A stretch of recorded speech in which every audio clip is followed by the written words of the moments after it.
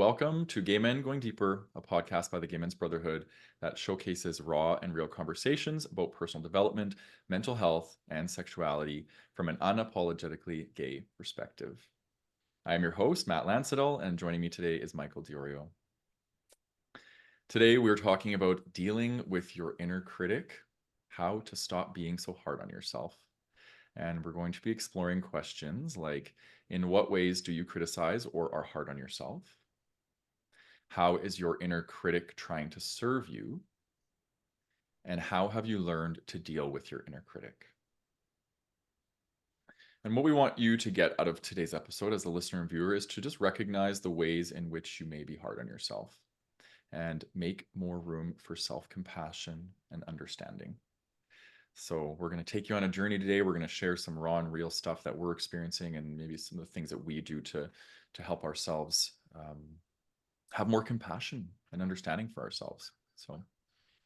And if you are new here, please subscribe to the channel on YouTube. And if you're listening on your favorite podcast platform, please subscribe and leave us a review, which helps us get into the ears of the people who need us.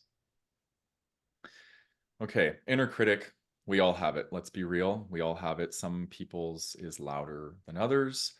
Some people may have done more work on themselves, may have a stronger sense of self-esteem, but we all have an inner critic.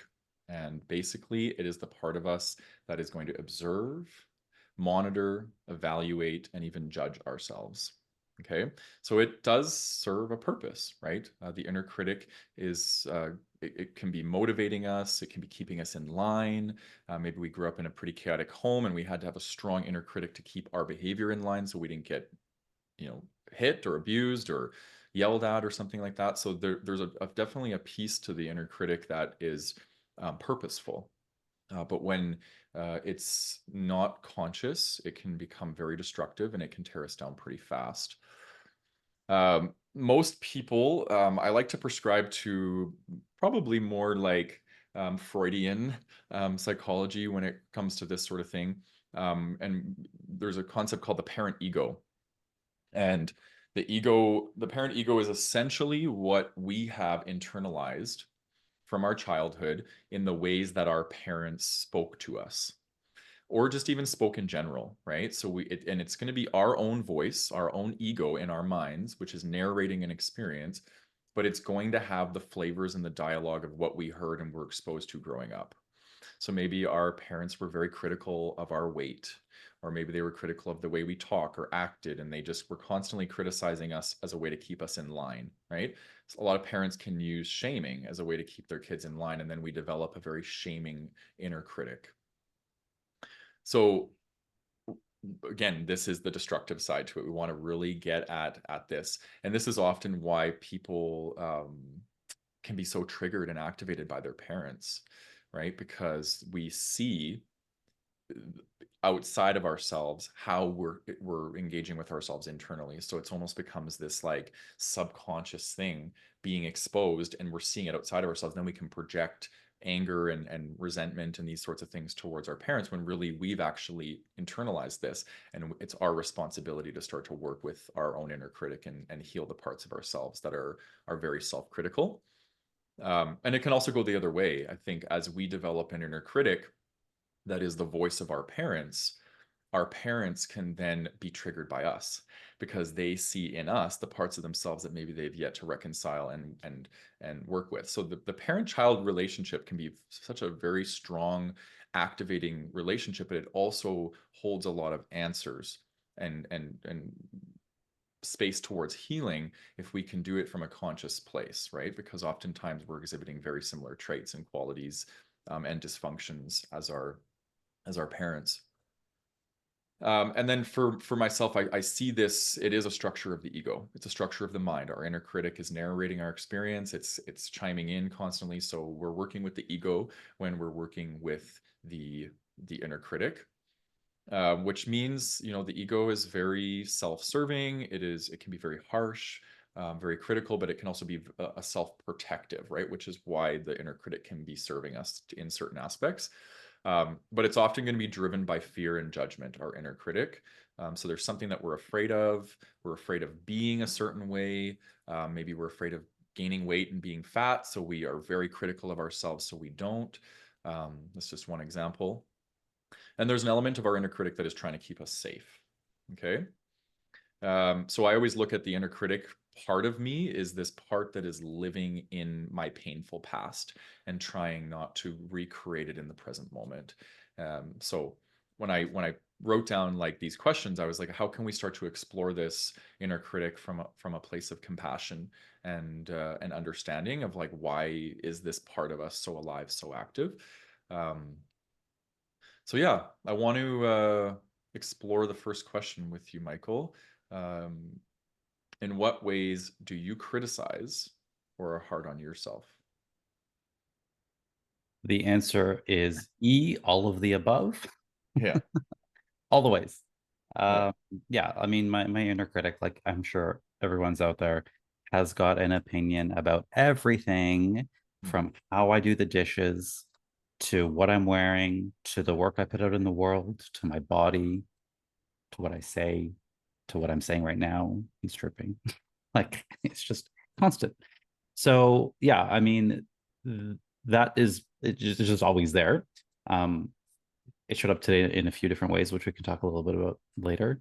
But I would say lately the most activated, like the thing he's getting really upset about is this very podcast, actually, not this episode, but our podcast in general. So Matt knows this, but the audience doesn't. Um, Historically, I had never listened to episodes after we post them. So I never really got, there's like maybe one that I had listened to. And then over the last few months, I started listening to our own podcast, which was a very interesting experience.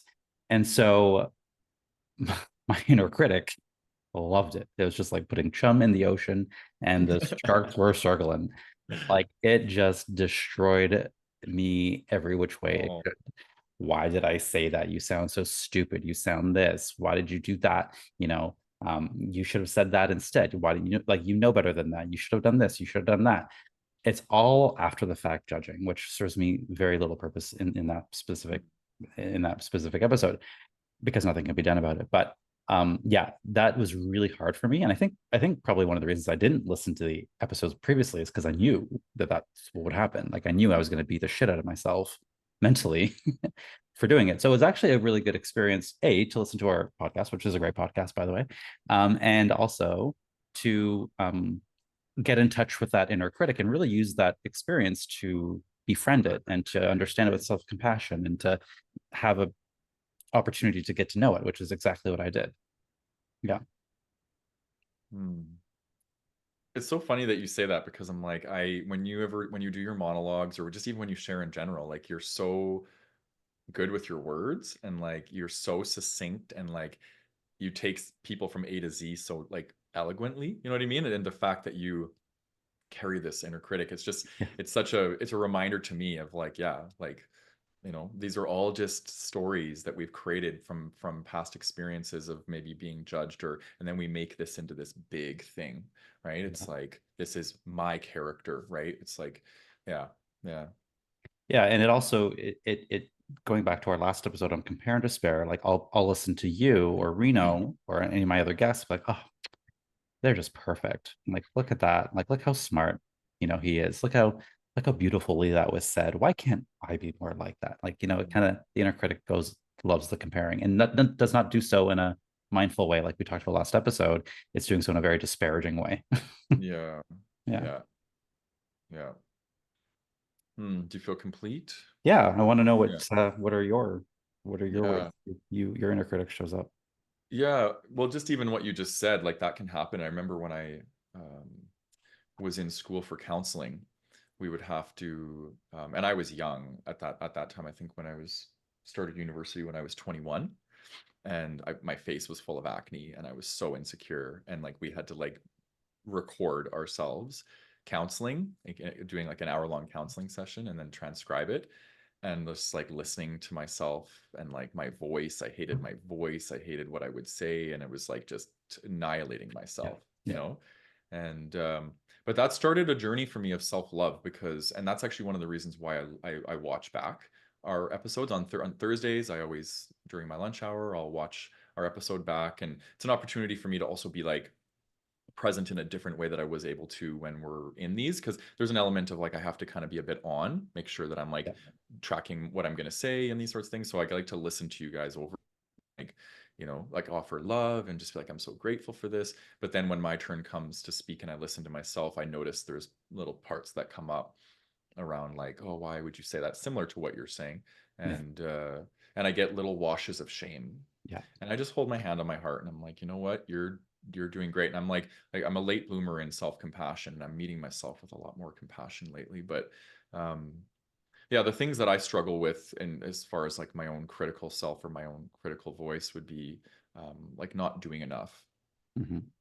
Again, like this whole notion of like I'm not working hard enough, I'm not doing enough for my like my body, I'm not helping enough people, which is like crazy because I'm like in my third period of burnout in my career from helping people, and I'm like I need to learn how to help myself. So there's just this a lot of this shadow side of like of that. My body is not good enough. Um, yeah, not being significant or successful enough. Not being social enough. This is a judgment that I have where I criticize myself around like just being highly sensitive and introverted. And it's like I should be more social. And like if I'm like scrolling on socials and I see all these like big groups of gay guys hanging out together, and I'm just like, there's a part of me that wants that, but there's a part of me that doesn't. And I think when I'm in the energy of wanting that, I'm like, I judge myself. I'm not social enough. Um, and then this is a big one, like I don't belong, I'm weird or I'm odd. Like I feel like I have like that like thing of like what neurodivergent people have around like they don't feel like they fit into you know like um neurotypical people. And then I have like the thing where I feel like as a homosexual I don't fit in with heteronormative people, and there's always been this like othered, I feel othered a lot. So I carry a lot of like my self-critical part is like um well, and it's interesting because I have a part that like kind of trumps that part, the self-critical part. When the self-critical part comes on and I start to despair, like the compare and despair, I will um I guess compare and repair, or whatever I said in the previous episode. Like I will be like, I'll downplay it. I'll be like, oh, I don't really want that anyway. Right. So it's a funny how I have a part that negotiates with my inner critic. That's like, fuck off. Like, we don't want that anyway. Right. So it's like, and I'm like hyper conscious. So I'm like very aware of all these parts. I can actually just even like sit and like when I'm scrolling, I can notice all of these parts like chiming in. And I sometimes feel like I'm like going crazy. I'm like, Yeah. Yeah. Same. um, All the characters in our head. yeah. And then a big one that I'm navigating right now is security in relationships, not being secure enough in my relationships. Like, it's no secret, I'm very vocal about like my struggle with having a disorganized attachment style. And, I've made so many strides, but I find that I still do struggle in certain aspects. A lot of fear can come up in relationships for me, especially in the early stages. And, yeah, I still have shame around that. And my inner critic, comes in and is like, oh, like when are you gonna finally get it, or these sorts of things. And um yeah, and then being scared of making mistakes or failing in front of people.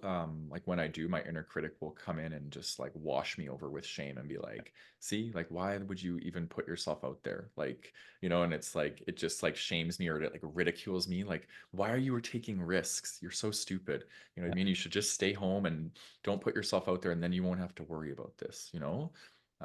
So it feels like very punitive, my inner critic. And it's like, it's always trying to like pull me back from doing shit. Of course. Um, It wants to keep you safe. yeah, exactly. Yeah. Yeah, anything you want to say on that question? I had a question for you. Yeah. You know, my inner critic chimes in on all the same things, but for me, the main one was like the one that I can usually like volley right back, which we can talk to in later questions. But I'm curious for you, which one of those is the one that you have the hardest time like dealing with? Out of the ones I just listed. Yeah. Hmm. It depends on the moment, because it's like if we're talking like a Friday night and like I'm at home and I'm like, part of me wants to go out, part of me doesn't, and I'm scrolling and I see people out, like the not belonging, I'm weird will come in, Mm, right? So they all kind of are equal, and yeah. but if probably I would say the biggest one is the not doing enough. Mm. I just carry a lot of stuff around productivity. Like I should be doing more, I should be busier, Yeah. like these sorts of things, which I'm like, but that's healing right now. I'm so proud of myself. I've made like amazing strides in this area. Like it used to be pathological for me, like truly. Like I was so shameful and like shaming myself into doing things. And now I'm like, I'm taking naps pretty much daily. I'm resting. I've capped my caseload, like all these things. Like it's been really good. So I'm learning how to like really set boundaries around um my time and energy. So Love it. yeah, Yeah. yeah, I can see that. I can see that with you. I mean, I have something similar, but mine isn't. I have an easier time handling that version of me. I put him yeah, right back in his place.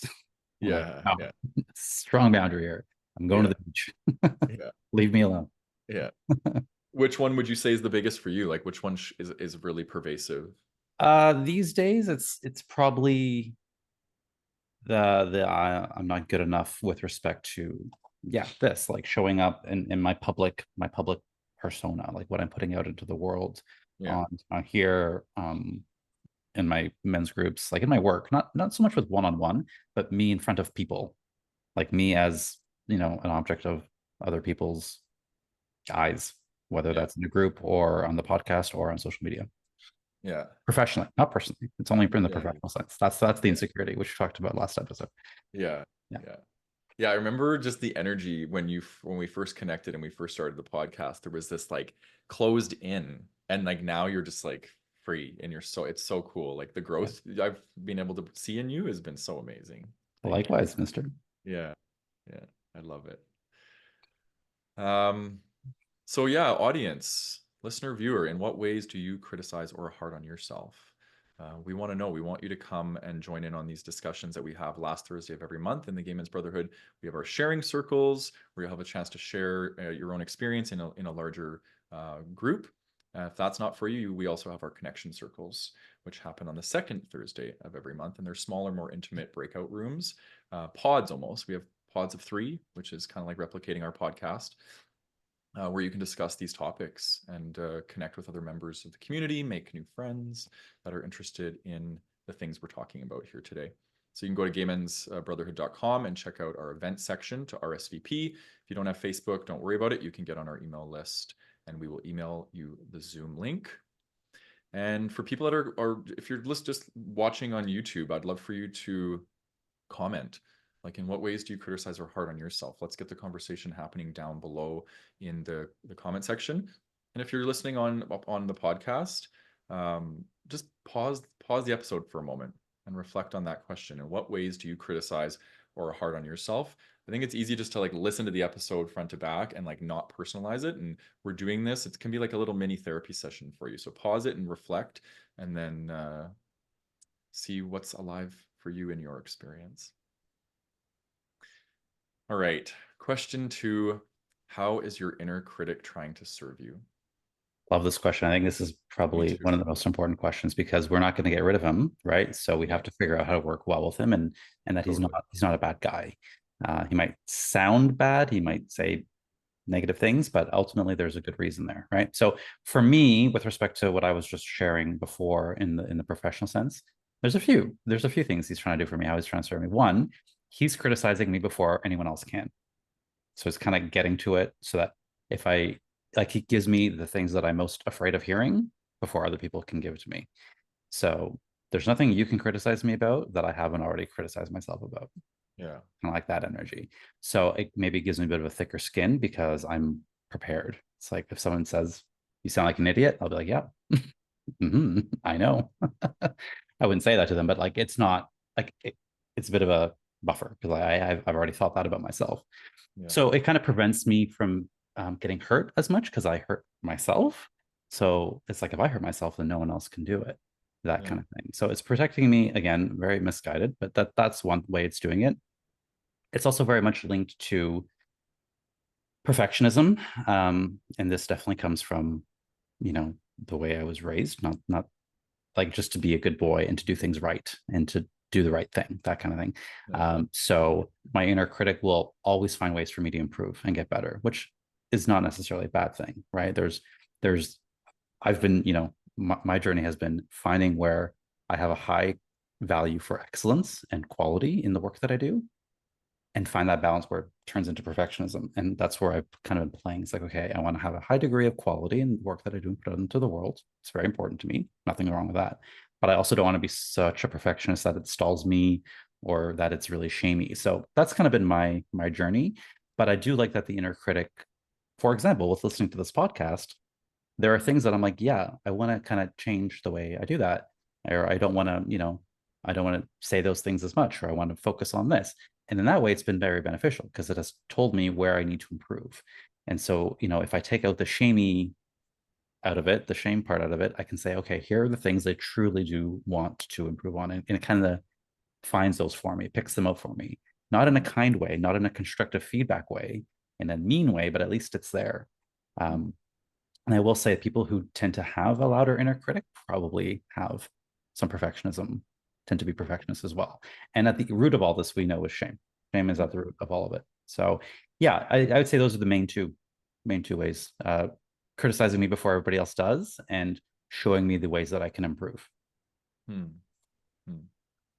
Yeah, it's interesting. Do you find you're critical of other people? No, not so much. More just of yourself? Yeah. Because I have that high expectation for myself, less Yeah. so for other people. Yeah, Hmm. absolutely. Like I can give grace to other people. I mean, now I can like that, like I'm very good with my inner critic now. Him and I, we got a thing, Hmm. like a good thing going. But before, I think that self-compassion that I've learned, which we'll talk about after, has been so much more beneficial for my relationships with others that I didn't even see.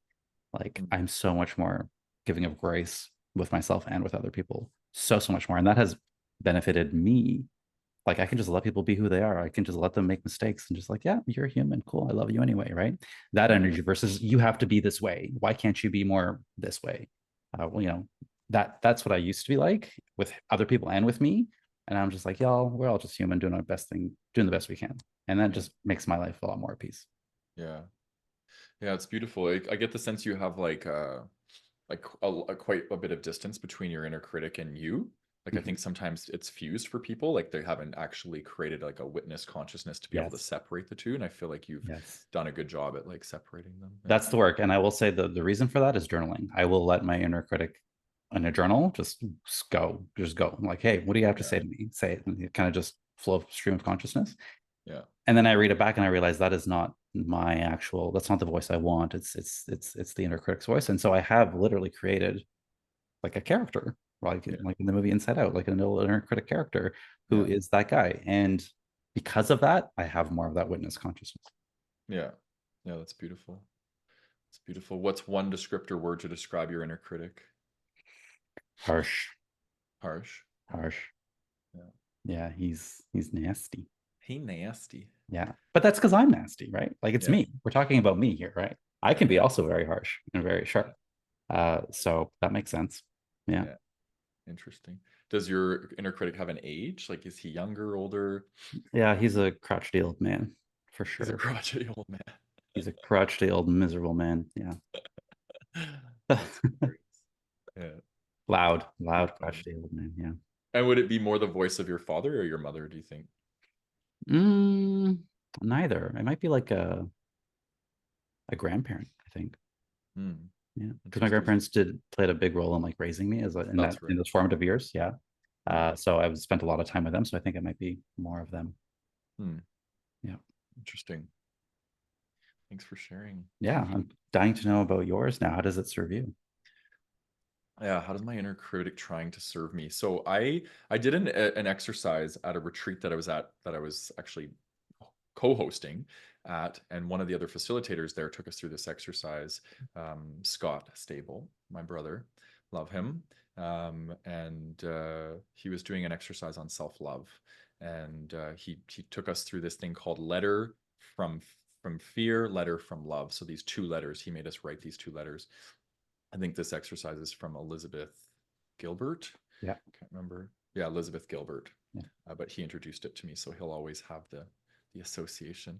But anyway, so he gave us this sentence stem. This is your fear. This is why I am in your life. And he wanted us to write this. So you could take this and say, This is your inner critic. This is why I'm in your life. But I'll read you what I wrote for fear. I don't want you to look stupid. I don't want you to experience the pain of loss and rejection that you know all too well.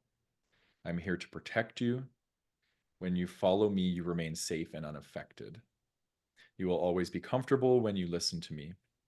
I am always here for you and will never let you down. I will let you know when to run and hide, when to avoid yourself and others, when to stay small so no one sees you, when to end that relationship so you are not, or that you are so scared of being hurt by. You will never have to be seen failing if you listen to me. So I could say all those things. Like my inner critic is terrified of being judged, of being rejected. So I think I have a very like harsh is probably a really good word to describe mine as well. I have a very harsh inner critic that chimes in and is trying to keep me safe, trying to direct me into um, probably the opposite of what I do. The limelight. It's like, get away from the limelight. So, like, before going on to doing anything public, truly anything public, I get anxiety. I start to like be like, oh my God, like, what if I freeze? Or what if, you know, like, yeah, what are my what ifs? What ifs of limitation? What if I freeze? What if I forget what I'm talking about? What if I sound stupid? Um, that's a big one for me. Um, I wasn't very like conforming in school. Like I was very like defiant and like I would not follow the rules and I didn't like to do things. I have a hard time taking orders and like teachers like I would be like, "Oh, write this book report on this book." And I'm like, "I'm not even interested in reading that book. Like why would I want to read it and write a book report?" So I was just very much like that. So I had horrible grades and like teachers were always reflecting to me that you're like not smart and these sort of things. So I think I internalized this thing that I'm not smart. And so I have this like this shadow side of me that like I feel like I need to prove that I'm smart to people. You know what I mean? And yeah, wow, I've never really said that before. It's interesting what's coming up just even sharing that. Um, but I so yeah, I think that really comes in when I'm public, and I really want to like I envision myself like getting on stage and being like an inspirational speaker, and then I'm like, oh my, I would never have the flow to be able to do that. Like I would be too anxious. I'd be worried about whatever, like these sorts of things. So it's like my inner critic is trying to like protect me from getting up and failing in front of people, and I think that's why authentic relating has been such a powerful modality for me to learn from and to um, it's given me space and grace and compassion and all these things for myself that it's like yes and like so like you get up and fail in front of people like that's part of the human experience. We all get up and fail in front of people, and it actually is very humbling, and people are really drawn into vulnerability when it happens, right? These sorts of things. So I've just really learned to kind of give myself space in that. But so yeah, I'd love for the audience to try that exercise. Write a Mm. letter from your inner critic and see what your inner critic has to say to you and the ways it's trying to serve you and protect you. And I think that's the entrance to self-compassion, in my opinion. I'm willing to bet a lot of people's letters would sound like yours. Because mine, Yeah. when you read that, I'm like, yeah, same, like same girl. Mhm. Uh, Yeah. Protecting from rejection, criticism. Like that's the thing. It criticizes us to protect us from criticism from other Yeah. people. So strange. Exactly. Yeah. Yeah. Yeah, I Uh, related to when you said that. It's like, or reject people before they reject me, yeah. like that sort of thing. Or like you said, reject myself. Yeah. Um, Criticize myself so that when I hear it, I won't be the first time I hear yeah. it. Yeah. Yeah. Geez, that's such a profound realization for me. And even self-rejection. It's like if I self-reject myself, it will be like, well, you can't reject me any more than I've rejected myself, Exactly. right? Yeah. Yeah. But with a big O little s, right? Big other little s, it is really painful to be Mhm. rejected by other, even more so than self, right? So it just depends on on that, because I feel like when I get rejected from people, it's like it can feel like a real sting, you know?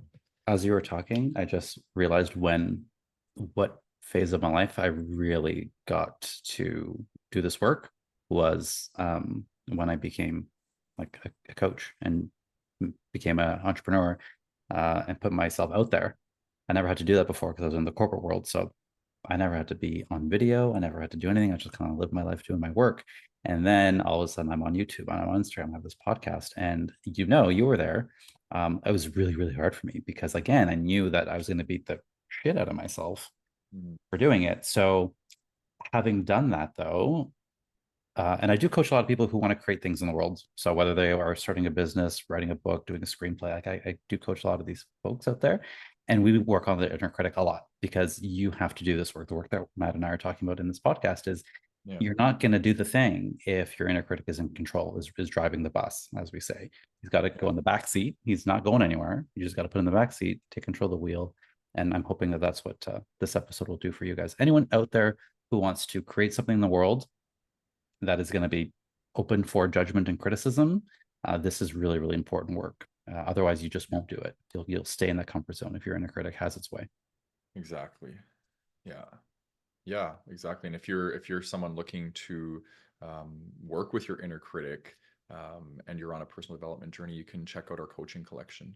We've got a whole pathway called self-confidence, and Michael and I and Callan created a ton of content. We got 45, even more than 45. We got probably like 55 premium personal development coaching videos that will help you on your journey for dealing with your inner critic and building more sense of self-confidence. And also in that collection, you get the Healing Your Shame and Building Better Relationships courses.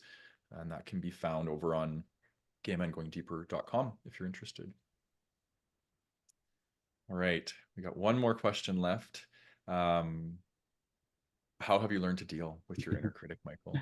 This is my favorite one. Give us all the juicy Well, stuff. if you guys could be inside my brain for a day, oh my gosh, you'd be wildly entertained, busy, and overwhelmed, and just be like, "Get me the hell out of this place." It's just Matt knows what I mean because Yeah. I know you're very much the same way.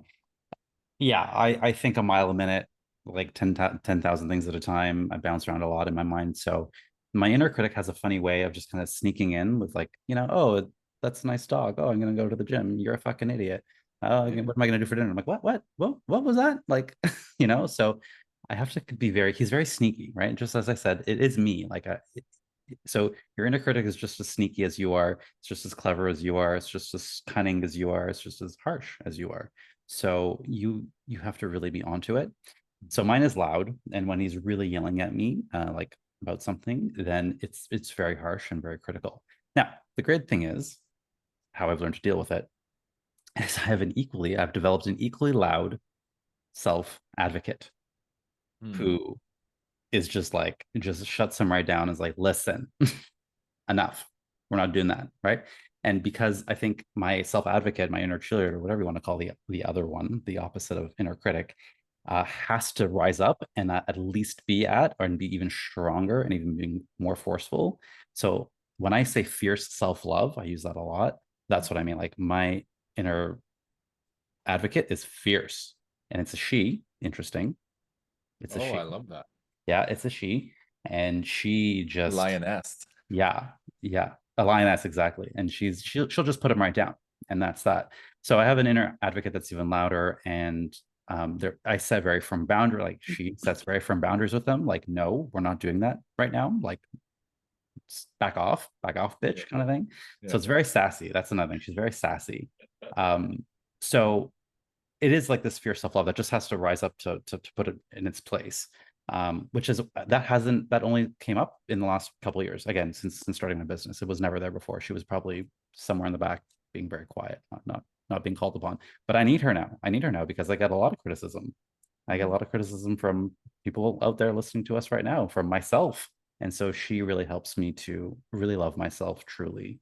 And that doesn't mean get away with everything either. Like it's sometimes um, she will also sit me down and say, okay, Michael. She's also the same one's like, listen, I gotta love with you here. You fucked that up, right? Like that's. So yeah, she's great. She's my number one person in there. And I will say that from the outside, like it looks probably like arrogance because I will look at myself in the mirror sometimes and be like, you got this, you're a rock star. Like I'll do that self-talk, which sounds very cheesy. I'm that guy. I will do it. If I need to, I will do that. If I'm going, like I did a presentation this summer, I think I told you, Matt, in front of a big group of corporate people. And I was like, oh my God, I was very much in the imposter syndrome space. Like, oh, these people are like big, fancy corporate folks, and I'm just this little entrepreneur guy here. And yeah, it it really helped me to do that like mirror talk and say, okay, you got this. You're a rock star. It's cheesy, guys, but it works for me. Okay. And yeah, and then when the inner critic shows up, she comes down to tell him what's what. And then in that space, that's when she'll be like, okay, here's what he was trying to tell you. He was trying to tell you you need to do this. I was like, okay, Mm, cool, thank you. Right. So yeah, it's just a matter of rising up to meet it with some fierce self-compassion. mm. I love it. I can totally see that now. That you have a female self, like inner coach, I call it. Inner bully, inner coach. Those are kind of the Yeah. terms I use. Oh my Yeah. gosh, who just came to me? The image is Ilanya Van Sant. Do you know who that Who's is? that? No. Uh, she did something called Fix Your Life. I know. No. Yeah, if you guys know who she is, she's a fierce, That's fierce, so funny. fierce lady. She's Yeah. in there. Yeah. Cool. Cool. Hmm. Yeah, interesting. I think we take different approaches here, so that's cool. We can share it with the audience, although similar approach, but um my well, the first tip I have is like give your inner critic a name and personify it. Like you got to differentiate yourself from the inner critic, right? We got to extrapolate, pull them apart, and say, I have an inner critic, and I have my higher self, right? Um, Mine is like very concerned about looking like how he appears, right? It's about appearance, like the cool teenager, right? That's like, mom, you're so like geeky, like you're like that sort of energy. So my inner critic is younger, yours is older and crotchety, mine is younger and like misguided. Mhm. So, but he's also really scared. He's scared about not fitting in, being rejected, not being cool enough, these sorts of things. And so he needs like compassion and like not to be like scolded. He needs like to be held because he's scared, right? So like compassion is the best approach for me. Um, and yeah, I guess compassion for me, I use Kristen Neff's model. She's probably, I would say, the best for in this space, and it's very simple, truly. She's got some great guided meditations that you can find if you just go to her website and then look for under guided meditations. But she basically uses three pillars for self-compassion. The first one is mindfulness, the second one is humanity, and the third one is kindness. And this has helped me a lot because I didn't really even when we recorded the self-compassion episode, I didn't really know what self-compassion was. The first self-compassion episode, I thought it was self-love, but it's not self-love, really. It's a component of self-love for sure. But self-compassion is like meeting yourself with like it's okay to suffer. It's okay to be where you're at. Like you don't have to love yourself right now. It's okay to not love yourself. Like that's self-compassion, right? So for the first pillar, mindfulness, turning towards yourself, saying, yes, you're suffering right now. Like, yes, you're being critical of yourself right now. Like, be with yourself in the moment mindfully with whatever is there, right? So it's kind of like this notion of welcoming yourself. That's the first thing. Then you want to meet yourself with humanity or humility, right? It's like we're all in this together. We all have an inner critic. You're not alone in having this experience. And as we are biologically hardwired for connection and attachment and these sorts of things, knowing that other people are also going and having shared human experiences is a very powerful way to eradicate shame from this, right? And a lot of us can have a lot of shame around our inner critic and the way we abuse ourselves, right? And then the last piece is kindness, right? So just talking to yourself like you would talk to a young child or your best friend, and just like holding your hand on your heart, she always says, and just like be that compassionate force for yourself, right? Is and this has helped me tremendously. So I use this when I'm really struggling, and it tends to soften things for me. Um, and then, yeah, so get clear about how your inner critic is trying to serve you. So write that letter. to your inner critic and develop a relationship with your inner critic. Like, understand it.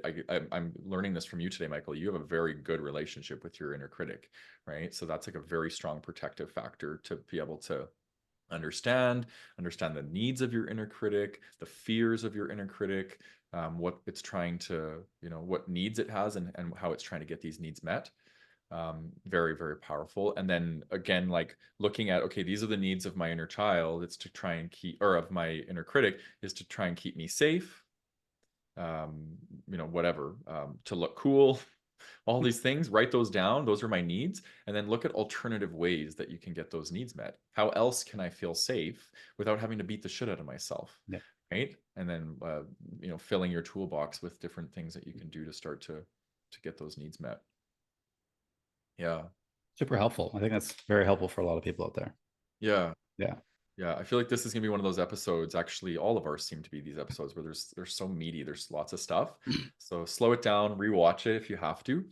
Take notes. I think there's a lot of things in here that can be practiced and make some really beautiful change in your life. Yeah. Yeah. Any closing comments? Um, no, I think that's good. You gave us a lot of really good stuff there, really good Yeah. tools to end off with. Yeah, I'm good. Yeah. Great Great. topic. Yes. Yeah, I'm very happy with this episode. It feels good. And yeah, thank you, Michael, for sharing so vulnerably as always and sharing your processes and your tips and stuff. And thank you to the listener and viewer for coming along this journey with us. It's really beautiful to just to hear that the impact that these episodes have on people, and we get lots of emails and lots of love from people. And I want to say this too, because we went through a period where we got a lot of flack and we got, a lot of comments that were not very nice and things. And now I go through our YouTube comments sometimes and I'm just like, I'm enamored by how much love is in our YouTube comments. So keep that love coming because, we need to support each other. We need to support each other as gay men and pull each other out of the crab bucket. So like spreading love in the comment section, and not just to us, spread love to people in the comment section, right? Yes. We all need more Yeah. love. Yes. Yeah. Awesome. And just a reminder that the podcast and YouTube channel are listener and viewer supported. If you enjoy what we're creating, you can support us by making a donation to the show using the link in the show notes.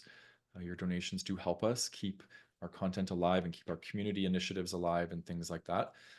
And you can also subscribe to the early access option on Apple Podcast, listen ad-free, and gain early access to episodes. All your support helps us to continue making content for you and supporting our community, and we do thank you in advance. And lastly, we have our sharing circles and connection circles and our 60 plus event. So go to our gaymensbrotherhood.com or go to the Facebook group. All of our events are there. Come to our events. We got in-person events happening at different places in the world by our ambassadors are starting to host events in different places in the world. So lots of things happening in the Gay Men's Brotherhood. All can be found on the Facebook group or gaymensbrotherhood.com. Much love, everybody.